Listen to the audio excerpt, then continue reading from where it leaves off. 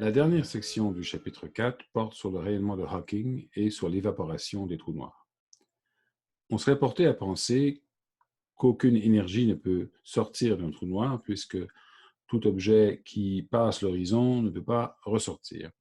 Mais ce n'est pas tout à fait vrai si on tient compte des effets quantiques. Donc, cet état de fait a été publié par Hawking dans les années 70. C'est probablement sa contribution scientifique la plus connue. Et le résultat peut s'exprimer de la manière suivante. Un trou noir va émettre de l'énergie, un certain rayonnement, et ce rayonnement va suivre un spectre en énergie ou en fréquence qui est exactement celui d'un corps noir. Et donc le rayonnement du corps noir est caractérisé par une température. Cette température, on l'appelle ici la température de Hawking, et elle est donnée par cette formule. Donc, T Hawking égale h bar divisé par 8 pi kb m. Donc, la constante de Planck intervient parce que c'est un effet quantique. Aussi, notons que puisqu'on est dans les unités géométriques, on a pu fixer la valeur de C et de G majuscule à 1, mais on ne peut pas fixer la valeur de h bar à 1, comme ce qui serait le cas dans les unités dites naturelles en physique des particules. Donc, h bar, qui a naturellement les unités de l'action, c'est-à-dire d'une énergie fois un temps, aurait ici les unités d'une surface. Pourquoi? Parce qu'une énergie en unité géométrique, c'est comme une masse, et une masse, c'est comme une longueur, et le temps aussi, c'est comme une longueur, parce que c'est égal à 1. Donc, h bar a les unités d'une surface dans notre système d'unités. Si on traduit dans le système d'unité SI, l'expression de la température de Hawking est plutôt celle-ci, h bar c cube divisé par 8 pi kb g m. Si on veut traduire ça maintenant en fonction de la masse solaire et des degrés Kelvin, eh bien, on a cette formule, donc 6 par 10 à la moins 8, fois le rapport entre la masse du Soleil et la masse du trou noir en question, et c'est en degrés Kelvin. Donc, pour un trou noir respectable, plus massif que le Soleil, la température est en fait infime.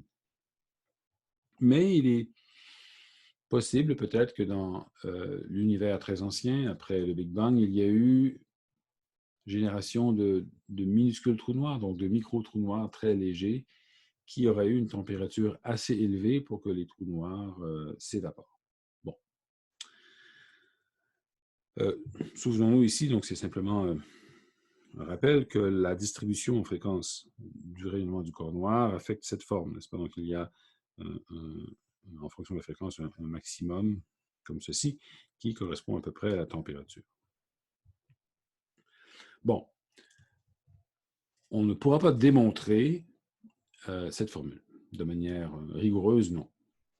Pour ce faire, on a besoin d'arguments tirés de la théorie quantique des champs et en particulier de la théorie quantique des champs définie sur un espace courbe. Bon, c'est au-delà du niveau du cours. Cependant, je vais essayer d'en donner un aperçu, donc en fait un argument approximatif, disons. Au fond, on peut voir le mécanisme d'évaporation du trou noir ou le mécanisme de rayonnement de la manière suivante. On se figure des fluctuations quantiques qui se produisent à proximité de l'horizon. Donc, juste à l'extérieur de l'horizon, il est possible, en mécanique quantique, qu'une paire particules-antiparticules soit créée à partir de rien. Donc, bien sûr, ce processus-là viole la conservation de l'énergie, mais en mécanique quantique, il est possible de violer la conservation de l'énergie sur des temps très courts. Il y a un principe d'incertitude temps-énergie qui dit essentiellement que oui, on peut créer une certaine énergie, une certaine masse E sur un temps delta tau très court, pourvu que, bon, epsilon, enfin, l'énergie, pardon, fois delta tau soit de l'ordre de h bar. C'est la relation d'incertitude temps-énergie. C'est un argument avec les mains ici, hein, je vous préviens. Donc, ce qui peut se produire, c'est qu'une paire particule-antiparticule est créée avec, donc ça requiert un excès d'énergie, et que la particule, disons, s'en va vers l'extérieur et l'antiparticule tombe en deçà de l'horizon. Donc, si ce n'était de l'horizon, un processus comme celui-ci ne serait pas possible en raison justement de la violation à long terme de la conservation de l'énergie. Mais ici, on est sauvé par l'horizon. Pourquoi? Parce que dès que la particule passe l'horizon, ou l'antiparticule passe l'horizon, ce qui était une énergie devient une quantité de mouvement, et vice-versa. Pourquoi? Parce que les deux coordonnées de Schwarzschild, T et R, changent de rôle, changent de caractère lorsqu'on arrive de l'autre côté de l'horizon. Ce qui était une coordonnée de type temps devient une coordonnée de type espace, parce que le signe devant la métrique change. Donc, si j'appelle P0, donc la quadri-impulsion, enfin la composante temporelle de la quadri-impulsion covariante, mais P0, comme on l'a vu, c'est le moment conjugué au temps et c'est une quantité conservée.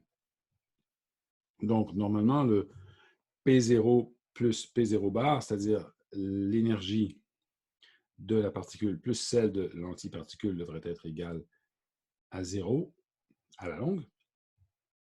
On peut violer cette loi de conservation momentanément, mais pas sur de longues périodes, sauf que P0 prend le caractère d'une quantité de mouvement dès que l'on passe l'horizon. Donc P0 peut être, ou P0 bar, je devrais dire, parce que j'ai supposé que c'est l'antiparticule qui tombait, P0 bar pourrait être négatif, même si l'énergie, elle, ne pourrait pas être négative.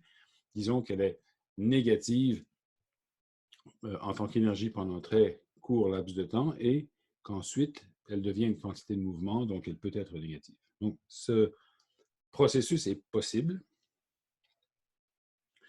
Et donc, la particule, elle, qui s'en va vers l'infini, constitue le rayonnement de Hawking et donc fait perdre de l'énergie au total au trou noir. Comment évaluer l'ordre de grandeur de cette énergie? Bien, on sait que la quantité d'énergie qui est la masse de la particule, si on veut, juste du côté extérieur de l'horizon, quand elle est créée, doit respecter le principe d'incertitude temps-énergie. Donc, E fois delta taux devrait être de l'ordre de h bar. Peut-on évaluer delta taux? Donc, quel serait le temps requis pour que l'antiparticule passe l'horizon?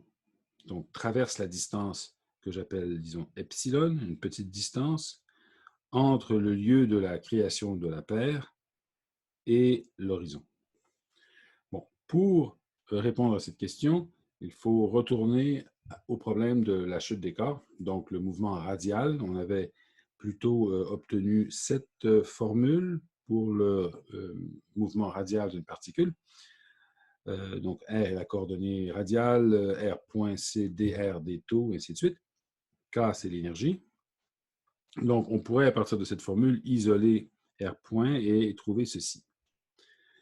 Et pour évaluer l'énergie K, je vais simplement supposer que R point doit obligatoirement être nul là où les particules ont été créées, c'est-à-dire qu'elles sont créées minimalement au repos et qu'ensuite elles accélèrent dans des directions opposées.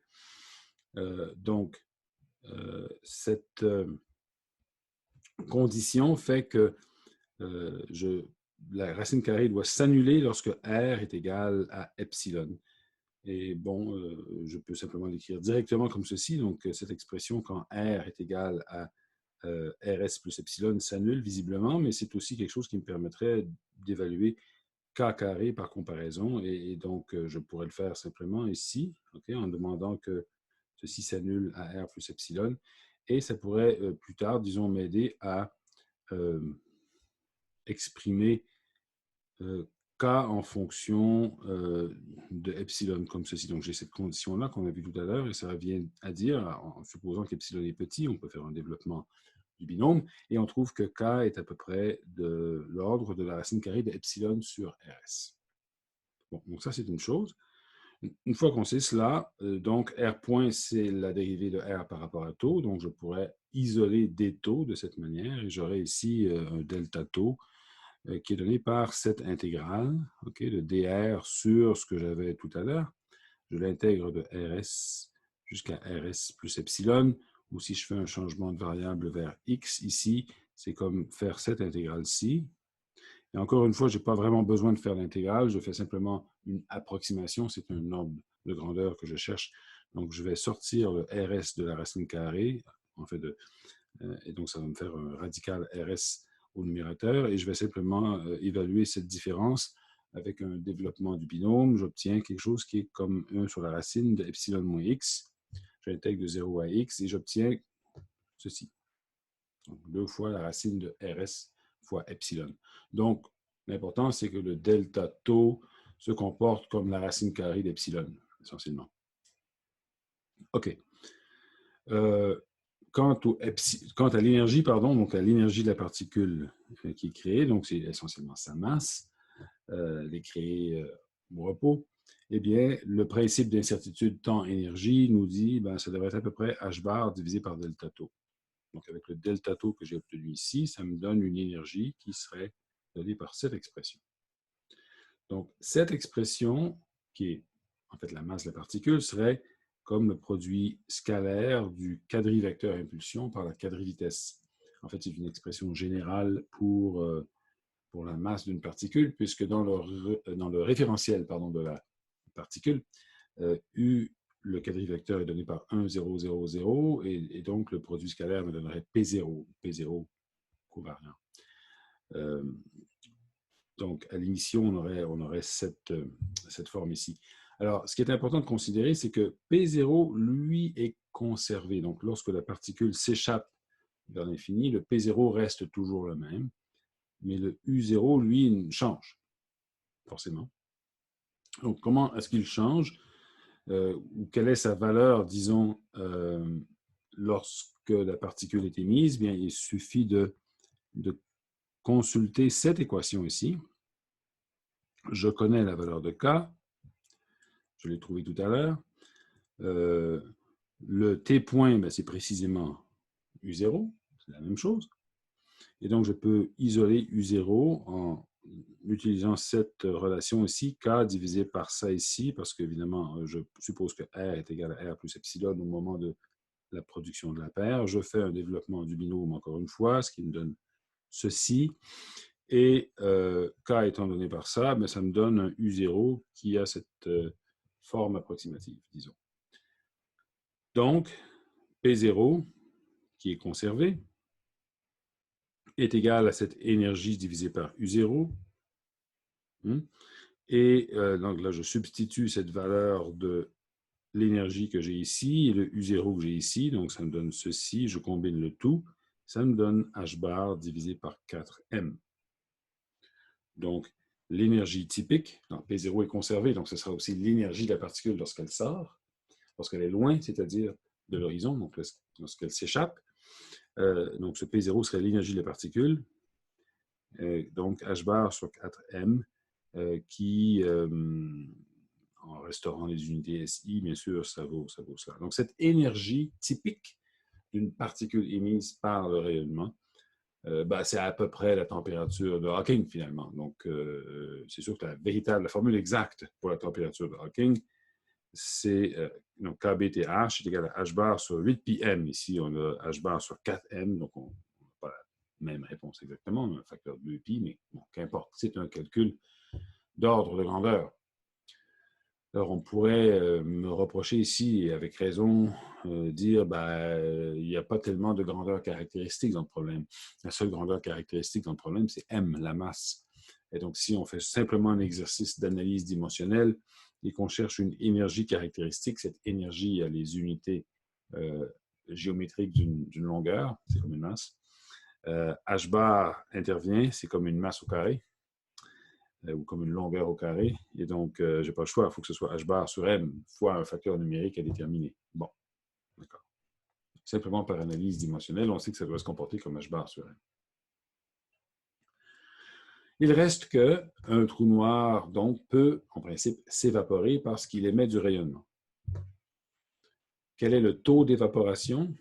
Eh bien, on peut utiliser pour cela la loi de Stefan Boltzmann, qui nous dit que l'énergie totale rayonnée est une constante, la constante de sigma, fois T à la 4, la température à la quatrième puissance, fois la surface.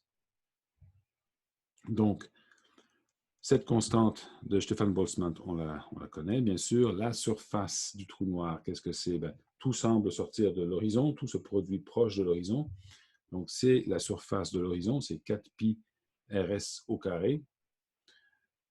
Est-ce qu'on est sûr que c'est vraiment la surface? Oui, parce que rs, ou enfin r, excusez-moi, la coordonnée radiale dans la métrique de Schwarzschild est précisément définie de manière à ce que l'unité de surface, enfin ce qui multiplie les différentiels de phi et de θ soit r carré. Donc, c'est ça qui définit au fond la surface. Donc, j'ai 4pi, en faisant l'intégrale sur les angles solides, j'ai 4pi rs carré. C'est la surface du trou noir. Ou si on préfère, 16pi m carré parce que la masse est égale à rs sur 2. Bon, donc je pourrais au total écrire que dm dt, en fait la perte d'énergie, ou la perte de masse, ce qui est la même chose, la perte de masse par unité de temps pour le trou noir serait égale à moins fois l'énergie totale qui est émise. Et l'énergie totale émise va comme T à la 4 fois A. T va comme 1 sur la masse, T à la 4 va donc comme 1 sur M à la 4, et la surface va comme M au carré. Donc j'ai quelque chose qui varie comme l'inverse du carré de M. Donc h bar divisé par m carré fois une constante alpha, qui est une combinaison de toutes les constantes qu'on retrouve premièrement, il y a sigma, et bon, il y a le 4pi ou le 16pi qui est ici, et puis bien sûr, il y a les constantes qui apparaissent dans l'expression de la température de Hawking ici. Donc si je mets tout ça ensemble, j'obtiens une constante alpha qui, bon, miracle ou presque, est une constante numérique dans le système géométrique. 1 sur 15 360 pi, ce qui est quand même un grand nombre. Souvent, les constantes purement numériques sont des constantes d'ordre 1. On s'attend à ce que ce soit entre 1 dixième et 10, je ne sais pas, mais ici, c'est un très grand nombre. Dans le système SI, ça vaut ceci, et on pourrait l'exprimer comme 3,76 par 10 à la 49 kg² par mètre carré. Un nombre assez impressionnant. N'empêche que cette équation est très simple. Elle est séparable, on peut l'intégrer, on peut écrire ça comme m carré dm est égal à la moins alpha h bar dt, ça s'intègre tout de suite.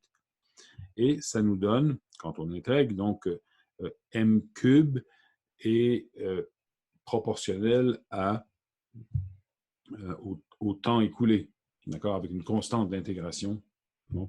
Mais bref, on pourrait écrire la solution comme ceci, très simple. Quand t est égal à t0, la masse vaut 0. Donc t0, c'est le temps futur, disons, parce que t0 moins t est positif. Donc t0, c'est le temps futur où la masse devient 0. Donc, quand le trou noir s'est complètement évaporé. Donc, c'est le temps de vie, en fait. C'est le temps qu'il reste au trou noir. Si on prend une photo actuellement d'un trou noir qui a une certaine masse m, s'il s'évapore selon cette loi, c'est le temps qu'il lui reste. Donc, on peut simplement l'écrire comme ceci, en fait, parce que si on pose t égale 0, donc le temps qui reste est donné par cette formule, et donc t0 serait donné par m cube divisé par 3 alpha h bar. Plus le trou noir est massif, plus il s'évapore lentement. Donc, plus ça prend du temps. Ça va comme le cube de la masse. Les petits trous noirs s'évaporent rapidement. Cependant, ce qui est constant, ce qui est remarquable, c'est que dans la dernière seconde de la vie d'un trou noir, donc si on met t0 est égal à 1 seconde, et on va chercher la constante alpha qui est ici, dans la dernière seconde de la vie d'un trou noir, on peut donc trouver la masse correspondante, et cette masse va disparaître par rayonnement au complet. Donc si on isole m, on trouve 10 à la 22 joules. Donc, si les trous noirs s'évaporent maintenant, on devrait voir des petites explosions un peu partout qui durent à peu près 1 seconde et qui relâchent, disons, 10 à la 22 joules dans la dernière seconde. Ça devrait être observable, il semble, mais ça n'a jamais été vu. Donc, l'évaporation des trous noirs n'a jamais été observée. Pour ce qui est des trous noirs ordinaires, enfin ordinaires, il n'y a rien d'ordinaire dans un trou noir, mais les trous noirs astrophysiques que l'on connaît sont beaucoup trop massifs pour pouvoir s'évaporer, tout simplement parce que la température du trou noir est tellement basse, en fait, qu'elle est beaucoup plus petite que la température de l'univers. L'univers a une température d'à peu près 2,7 degrés Kelvin qui vient du rayonnement fossile. Donc, c'est un rayonnement qui est diffusé, enfin, qui est distribué uniformément dans l'espace. Et donc, ce rayonnement, bien sûr, est aussi sujet à une capture par un trou noir. Donc, le trou noir va absorber beaucoup plus de rayonnement dans les circonstances actuelles qu'il pourrait en émettre. Donc, il ne s'évapore pas, au contraire, il capture ce rayonnement comme il capture le reste. Donc, impossible à observer en principe, même pour des trous noirs trop massifs. Par contre, la question théorique derrière est assez intéressante, c'est-à-dire on peut se poser la question de l'entropie d'un trou noir. Donc, quelle serait l'entropie d'un trou noir?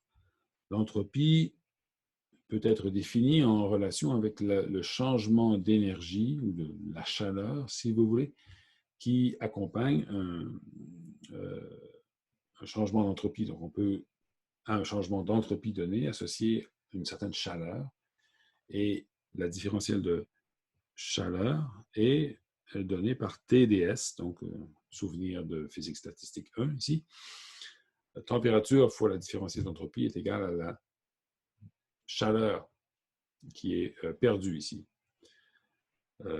Cette chaleur perdue, c'est bien sûr la masse qui est perdue. Donc, il y a une relation entre la température, la différentielle de masse lors de l'évaporation et la différentielle d'entropie. Donc, ds, c'est égal à dm divisé par t. Alors, attention, la température, bien sûr, inverse, température inverse, donc la température de Hawking, donc ce serait donné par 8 pi kbm divisé par h bar. Quant à dm, on peut le relier à la surface du trou noir aussi. Bien sûr, on sait que la surface du trou noir est donnée par 16 pi m carré. Et donc, une variation de la masse va aussi entraîner une variation de la surface. Donc, j'aurais un dA qui serait donné en prenant la différentielle par 32 pi fois mdm. Donc, je peux isoler dm, donc exprimer dm comme dA divisé par 32 pi m, comme ceci. Et je me retrouverai, après simplification, avec cette relation ici. La différentielle d'entropie est strictement proportionnelle à dA. Donc, A, la surface, est proportionnelle à l'entropie. Donc, on a cette relation ici, en fait, celle-ci, c'est pareil, qui nous dit que l'entropie d'un trou noir est proportionnelle à sa surface. Bon. Quand un trou noir avale de la matière, cette matière avait une certaine entropie. C'est pas? Donc, il y a des particules qui tombent à l'intérieur du trou noir. Cette entropie disparaît derrière l'horizon et ça semble être une contradiction avec la deuxième loi de la thermodynamique qui affirme que l'entropie ne devrait pas diminuer, au contraire. Donc, la solution à ce paradoxe, c'est que toute l'entropie de ces particules qui est avalée par le trou noir se manifeste comme l'entropie du trou noir qui augmente. Donc, la masse du trou noir augmente, la surface du trou noir augmente en conséquence, et donc son entropie également. Donc, la deuxième loi de la thermodynamique est respectée, sauf que toute l'information qui, sur l'état des particules qui sont absorbées et qui tombent derrière l'horizon se traduit par un truc très simple, c'est assez profond ce détail, que toute cette entropie perdue, en guillemets, se manifeste par une augmentation compensatoire et exacte de la surface du trou noir. Voilà, donc ça termine notre chapitre 4, qui était certainement le plus long, du moins le plus ardu jusqu'ici du cours. Je vous remercie de votre patience et on se retrouve dans une prochaine vidéo à parler des trous noirs en rotation.